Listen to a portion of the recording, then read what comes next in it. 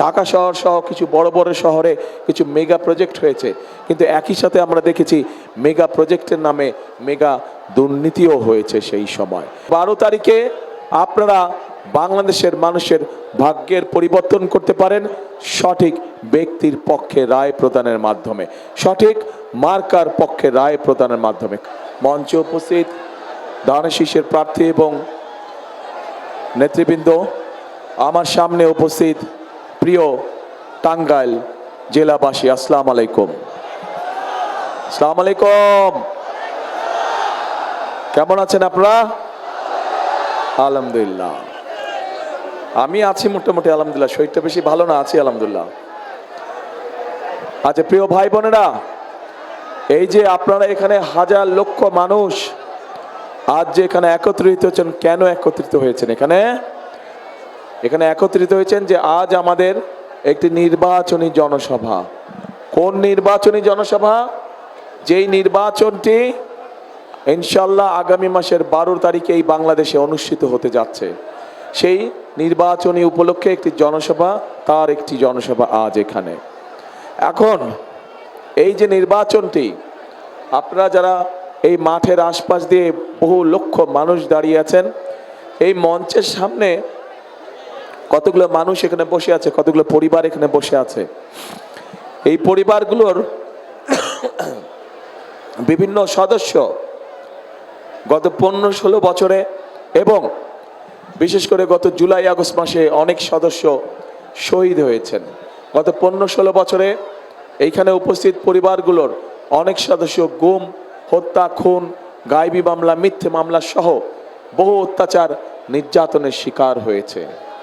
কিন্তু অত্যাচার নির্যাতনের শিকার হওয়ার পরেও, গুম খুনের শিকার হওয়ার পরেও বিএনপির নেতাকর্মী সহ সমাজের বিভিন্ন মানুষ, দলমত নির্বিশেষে বিভিন্ন মানুষ গত 5ই আগস্ট রাজপথে নেমে এসেছিল এবং রাজপথে নেমে এসে এই বাংলাদেশের ইতিহাসে একটি পরিবর্তন ঘটিয়েছে।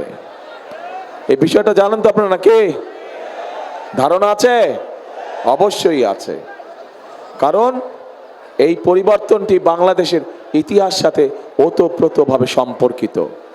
এখন প্রিয় ভাই বোনেরা, সেই পরিবর্তনের অংশ হিসেবেই যে এই যে পরিবর্তনটি হয়েছে, এই যে যেই মানুষগুলো আমাদের বহু লোক, হাজারো নেতাকর্মী সহ অন্য রাজনৈতিক দল সহ বিভিন্ন রাজনীতি করেন এমন মানুষও গুম খুনের শিকার হয়েছে, নির্যাতনের শিকার হয়েছে। কিন্তু এই মানুষগুলো কিসের জন্য যুদ্ধ করেছিল, সংগ্রাম করেছিল? এই মানুষগুলো সংগ্রাম করেছিল এই যে এখানে হাজার লক্ষ মানুষ আপনারা একত্রিত হয়েছেন, যারা সাধারণ মানুষ হিসেবে পরিচিত। ওদের স্বপ্ন পূরণে পাশে থাকতে পেরে আমরা গর্বিত।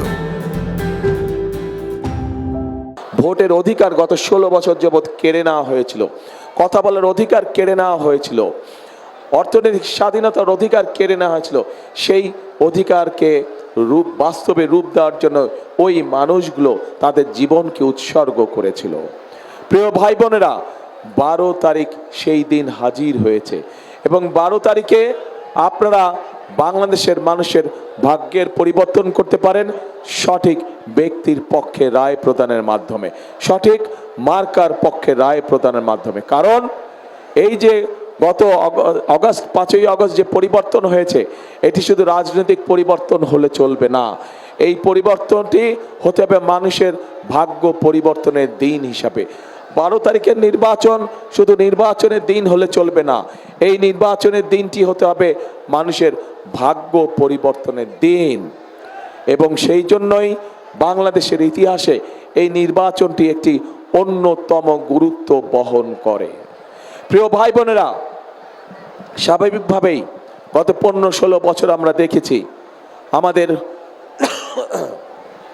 সারা বাংলাদেশে গ্রামে গঞ্জে আনাচে কানাচে মানুষ বিভিন্নভাবে বঞ্চিত হয়েছে। এলাকার উন্নয়ন থেকে, মানুষের বিভিন্ন দাবি দাওয়া থেকে তারা বঞ্চিত হয়েছে। আমরা দেখেছি ঢাকা শহর সহ কিছু বড় বড় শহরে কিছু মেগা প্রজেক্ট হয়েছে, কিন্তু একই সাথে আমরা দেখেছি মেগা প্রজেক্টের নামে মেগা দুর্নীতিও হয়েছে সেই সময়। আমরা যেমন খুন দেখেছি, গুম দেখেছি, মিথ্যে মামলা দেখেছি, গায়েবী মামলা দেখেছি, ঠিক একইভাবে আমরা প্রচণ্ড রকম দুর্নীতিও দেখেছি, মেগা মেগা দুর্নীতি দেখেছি আমরা সেই সময়। প্রিয় ভাই বোনেরা, এই অবস্থার পরিবর্তনের সময় চলে এসেছে। এই অবস্থার পরিবর্তন করতে হবে, কিন্তু এই অবস্থার পরিবর্তন যদি করতে হয় ঠিক 5 তারিখে দল মত নির্বিশেষে বাংলাদেশের জনগণ যেমন রাজপথে নেমে এসেছিল, ঠিক একইভাবে আগামী 12 তারিখের নির্বাচনে আপনারা যারা ভোটার, আপনাদের সকলকে ভোট কেন্দ্রে নেমে আসতে হবে। কারণ আমরা যদি 5 তারিখে সেই পরিবর্তনকে যদি আমরা চালু না রাখি, অর্থাৎ 12 তারিখে ভোট দিয়ে যদি আমরা গণতন্ত্রকে শক্তিশালী ভিত্তির উপরে প্রতিষ্ঠিত করতে না পারি, তাহলে আমরা যেই গণতন্ত্রের ভিত্তি রচনা করতে চাচ্ছি, যেই গণতন্ত্র সুশাসন নিশ্চিত করবে, যেই গণতন্ত্র মানুষের অধিকার বাস্তবায়ন করবে, যে গণতন্ত্র মানুষের ভাগ্যের পরিবর্তন করবে, সেই গণতন্ত্র আবার বাধাগ্রস্ত হবে। সেই গণতন্ত্র যদি বাধাগ্রস্ত না হয়, 12 তারিখের নির্বাচনের মাধ্যমে যাতে গণতন্ত্র প্রতিষ্ঠিত করা যায়, জনগণের নিকট জবাবদিহিমূলক সরকার প্রতিষ্ঠিত করা যায়, তার জন্য জনগণকেই সামনে এগিয়ে আসতে হবে। কারণ এই বাংলাদেশ কিভাবে চলবে, কিভাবে চলবে না, বাংলাদেশে কি হবে হবে না, তার সিদ্ধান্ত নেবার মালিক এই দেশের জনগণ। কারণ এই দেশের মালিকই হচ্ছে এই দেশের জনগণ। প্রিয় ভাই বোনেরা, আমরা রাজনৈতিক দল হিসাবে আমাদের প্রার্থীরা আপনাদের সামনে তাদের স্ব এলাকার বিভিন্ন দাবি উপস্থাপন করেছে, যে 12 তারিখে আপনারা ধানের শীষকে নির্বাচিত করলে ইনশাল্লাহ 13 তারিখে ধানের শীষ তথা বিএনপির সরকার গঠিত হলে আপনাদের এলাকার যে দাবিগুলো আছে পর্যায়ক্রমিকভাবে সেই উন্নয়নমূলক কাজগুলো আমরা শুরু করব।